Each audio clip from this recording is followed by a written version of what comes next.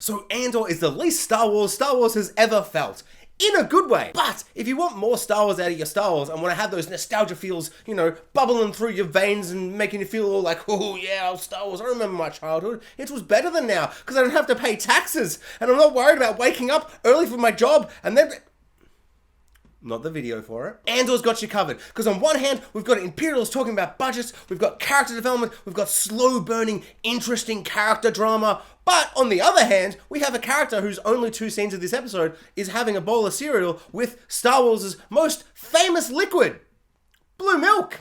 Delicious. Also, I'm pretty sure I saw some orange milk. Apparently, not so delicious. Is anyone else curious?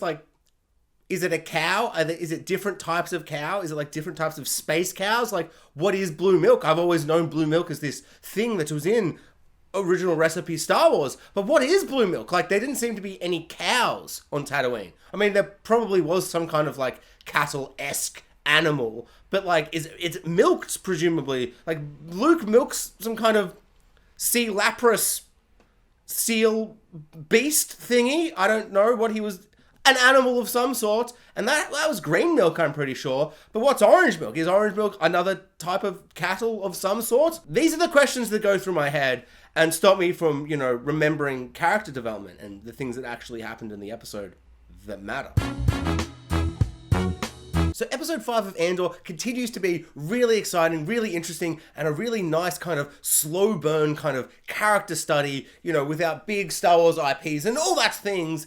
But I did find the end of this episode to be a little bit kind of like disappointing in the same way as last week, where I just kind of expected the heist to happen and you're building up and you're going to have some kind of moment happen and the heist will begin and then something will go wrong and then boom, cliffhanger. Whoa, what's going to happen next week? Whereas it just kind of ends on an ominous note of, ooh, next week's going to be exciting. And I do understand that is completely contradictory and kind of unfair for the show to be like complimenting it because it's a slow burn and there's Imperials walking around talking about budgets and, very kind of human, real things, and all the characters feel really fleshed out and interesting and unique, and I'm really liking this kind of take on Star Wars.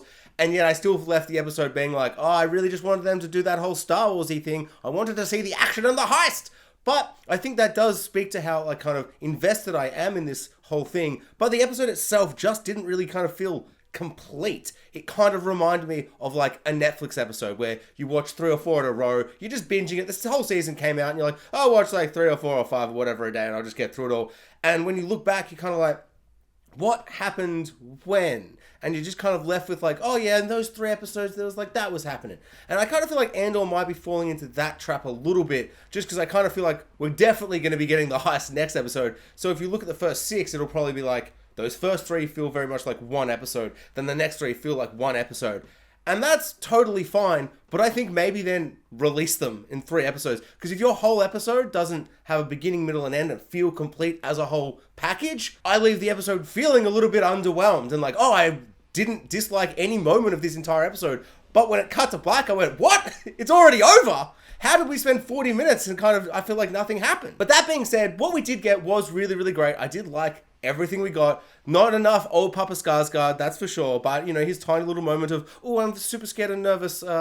Fantastic. Nice and ominous ending. My favorite part was definitely the way they are framing the TIE fighters. They did a little bit of this last week, but seeing it again, just really interesting. Like, I like the idea that, like, TIE fighters are scary and menacing and spooky, like the way it like comes out, like you hear the sound, you hear it coming in the distance, and like it kind of reminded me of like a bunch of peasants running about with a dragon coming up or something. They are so unmatched and unprepared, and if you decide to fire on them, they're all dead. No question. There's no way they can stop it. None of them have the Force, a lightsaber, this, that. They're just so kind of minute and powerless compared to something like a TIE fighter, which is really, really great way to frame the TIE fighter and to frame where we are in the rebellion. Because, I don't know, later in the rebellion and like just in Star Wars, TIE fighters don't really give me like that scare. Like you see a couple and you're like, oh no, but they're not like scary, monstrous kind of beasts and machinery of doom and destruction. You see like 5 TIE fighters and you go, yeah, all our heroes will easily kill these TIE fighters. They're not like that menacing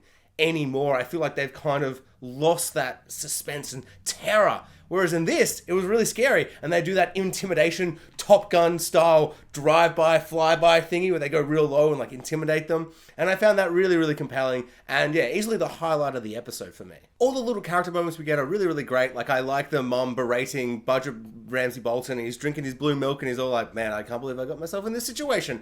But I felt like I was waiting for like a little moment to make me go like, ooh, yes, a complete thingy for him this episode. And I felt the same for Mon Mothma. She gets a couple more scenes. She gets the daughter and the daughter's like, I hate you, you suck. And she's like, okay, I don't feel like I deserve this. But we don't get enough context to know, like, maybe she's been like a horrible mother and like in the past or whatever. So it's kind of unclear who's maybe correct in this moment. I like to think it's Mon Mothma, but the show is very grey and complex, so probably she deserved a little bit of what the daughter was giving her. All of that was really, really great. The husband sucks, but I would have liked to see a scene of them like interacting with and mingling with all these people. Like there's now 2 episodes where Mon Mothma and her husband go, I don't like the people you like in these big rich parties, and he's like, same but switcheroo of who we like or whatever.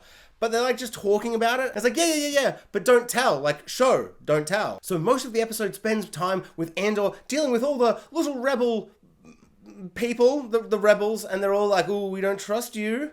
And then at the end they're like, maybe we still don't trust you, but we're gonna trust you enough. And overall, it was like kind of a pretty nice arc. I think I was more invested in all of it because like the rebel that's like, you know, doesn't like him as much and calls him out, and then at the end he's like, my brother died, I'm sad, that's my apology, shut up, I'm still rugged and manly.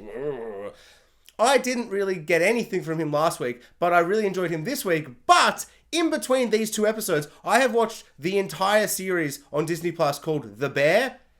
It's like the best thing I've ever seen. It's so good. It's so amazing. Like, I really, really loved it. And he's one of the main characters. He plays Richie, and he's spectacular in it. Like, just so amazing. My review for Andor episode 5, go watch The Bear.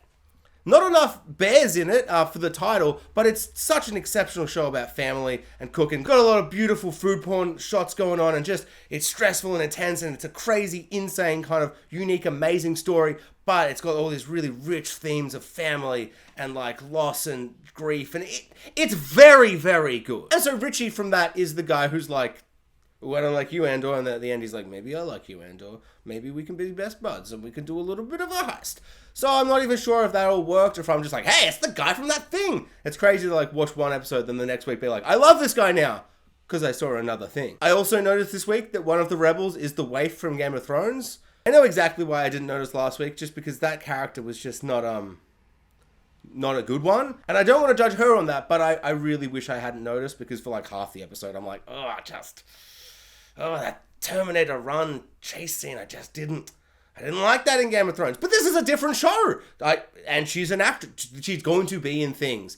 And luckily she's pretty good. She's all right. I was able to like scratch that out of my brain and like throw it in the bin and just focus on her in this episode. I also particularly like the one woman who's like the evil Empire lady, and she's like, I can smell a rebellion happening, all these random occurrences, not so random. And that one guy's like, yeah, man, it's so random, it's not random. And I'm like, that is, I don't know, is that the best or worst line of dialogue ever? I loved it though. I'm like, I love the idea the rebels are like, it's so random, they'll never understand. We're so random, they'll never know. And then the Empire are like, it's so random, it can't be random. It's brilliant. Or it's not. I'm not sure, but I enjoyed it. It was a little bit of fun. Just overall, I'm just loving the idea that we're walking past a bunch of Empire people and like the other Empire people walking down the other like part of the hall, instead of being like, ooh, we're just evil. They're just like, that's not part of the budget, Barry! And I'm just like, that's so real. Just people yelling about budgets and money. And can I get the promotion and get the title? I don't care about the money, but I really want that title. It's just like, that's so real. Like these people with like little snippets here and there just feel so real and rich and like corporate and awful. And I'm loving it. Thanks for watching, guys. Like, subscribe, hit the notification bell, and comment below. What did you think of Andor episode 5?